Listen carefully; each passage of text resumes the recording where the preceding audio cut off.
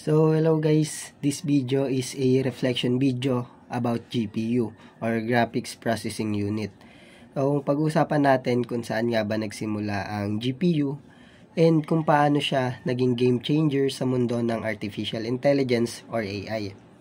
Pag-uusapan din natin kung saan nga ba papunta yung mga techs natin tulad ng autonomous vehicles, digital twins, and metaverse. And bilang isang future engineers and innovators, mahalaga na naintindihan natin hindi lang kung paano gumagana yung mga teknolohiyang ito. Mas mahalaga rin na maintindihan natin yung magiging epekto nito sa mundo natin sa tech industry. So, ang una natin pag-uusapan is yung naging evolution ng GPU. Alam nyo ba na ang GPU nung una is ginawa lang talaga siya pang graphics? Ginawa lang siya pang render ng mga images, pang gaming, and pang video editing. Pero habang lumilipas yung panahon is napansin ng mga researchers natin and yung mga innovators natin na yung GPU is may mas mataas pa na level na kaya siyang gawin, which is yung parallel computing or yung parallel processing. Ibig sabihin nito is kaya niyang mag-process ng libu-libong task ng sabay-sabay. At dito na nagsimula yung GPU or yung tinatawag nating General Purpose GPU Computing. Sa video ng NVIDIA, pinakita kung paano naging powerful ang GPUs sa Artificial Intelligence. Dahil sa parallel architecture na ito, naging ideal ito para sa deep learning at neural networks. Ngayon, halos lahat ng AI models natin from ChatGPT to facial recognition man yan and kahit yung mga autonomous vehicles, umaasa sila sa GPU power. Kaya masasabi natin na GPU is no longer just for graphics. It's the brain behind modern computing. Next naman is yung pag-uusapan natin is yung mga real-world applications ng GPU.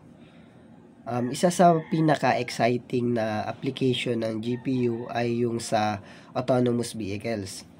Sa video na pinost tungkol sa NVIDIA Drive at Tesla, nakita natin kung paano ginagamit ang GPU sa intelligent driving. I-imaginein mo, may camera, may radar at may LiDAR scans yung kotse natin. So lahat ng data na yun, kailangan silang i-process in real time. And dun na pumapasok yung GPU. Kasi sa isang AI system ng kotse, kailangan niyang mag-detect ng mga obstacles, magbasa ng traffic sign, and mag-decide kung kailan siya liliko or hihinto. As a future engineers, kailangan nating tandaan na hindi lang hardware yung importante. Yung decision making din ng AI is napakahalaga kasi nandun yung pag-detect niya ng obstacles, pag-control ng vehicle, lahat yun is powered by GPU computation. And bukod sa autonomous vehicles, ginagamit din yung GPU sa healthcare, robotics, finance, and scientific research. Halimbawa, dun sa medical imaging natin, ginagamit yung AI para ma-detect yung mga cancer cells. And sa pagde-detect na yun, GPU yung ginagamit para mapabilis yung analysis ng medical imaging na yun. So, next naman na pag-uusapan natin is yung about metaverse and yung digital twins. So, sa video ng CNA Insider, pinag-usapan yung metaverse. So, yung metaverse is itong digital world kung saan pwede tayo magtrabaho, maglaro at makipag-socialize. So, sa metaverse, bida rin dito yung GPU. Mula sa pag-render ng 3D environments, hanggang sa pag-simulate ng real-world physics, kinakailangan dito ng high-performance GPUs. Pagdako naman sa digital twins, dito naman is yung virtual versions ng real-world systems like mga buildings or mga cities. So, dito GPU rin yung nagpapagana. So, imaginein mo meron kang virtual laboratory na pwede mong i-test yung buong layout, pwede mong i-simulate yung production, and pwede mong i-optimize yung mga operations. So, lahat ng yon is pwede mo munang gawin sa digital space bago mo pa man siya gawin sa real world or sa totoong mundo. So, ito yung mga future ng sa atin sa engineering. Andyan yung simulation, optimization, at automation. So, lahat ng yun is supported ng GPU computing. Pag-usapan naman natin yung acceleration of GPU development. Sa panahon natin ngayon is mas mabilis yung nagiging development ng GPUs.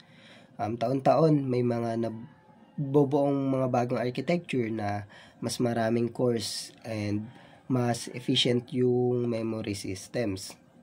Meron tayong iba't ibang companies dyan like Nvidia, AMD, at Intel. Sila yung mga nandyan para mag-innovate ng mga GPUs natin. Meron din tayong mga bagong chips na specifically designed for AI workloads.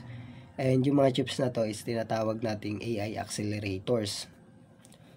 And gayon pa man, kahit may mga bago na tayong tech tulad ng quantum computing, neuromorphic chips at photonic processors, GPU pa rin yung naging standard, yung nananatili nating standard sa ngayon. Pero ang tanong lang is kung hanggang saan nga ba ang kakayanin ng GPU.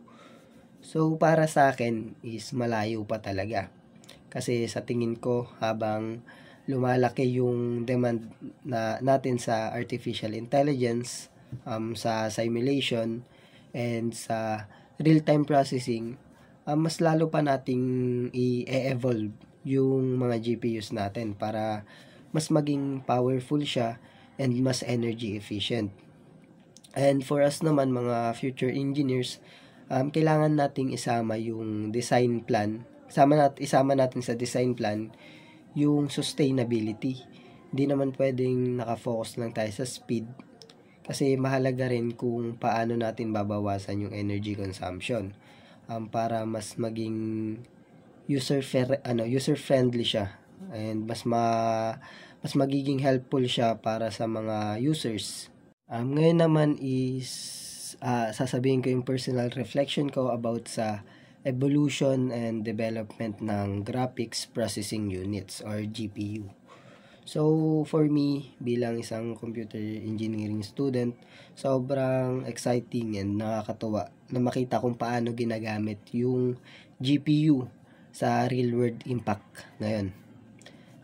Like for example, sa project namin, sa thesis, about reflash prototype. Sa project namin na yun is iniisip namin kung paano yun magiging cost-effective and functional. Pero hindi lang basta gawa, gusto rin naming may document and may share sa iba para matuto rin sila about sa mga ganitong innovation. Nagustuhan ko kasi yung mindset na yung innovation is hindi lang siya para sa sarili. Ginagawa natin siya para sa community.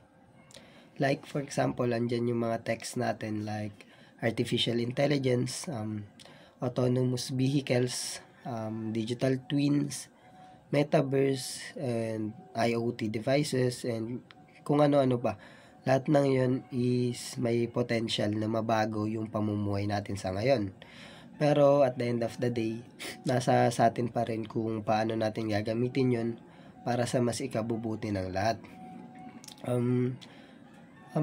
Tanong din dito is paano ba natin sisiguraduhin na ang future ay future natin dito sa tech ay magiging sustainable ba. So, ayun lang guys. Sana may napulot kayo sa reflection video na ito. And gusto ko lang din maintindihan nyo na ang GPU ay hindi na lang siya basta for gaming or pang render ng images, pang video editing. Sa panahon natin ngayon is nagiging important piece na rin siya sa evolution ng artificial intelligence at iba pang technology innovation natin ngayon.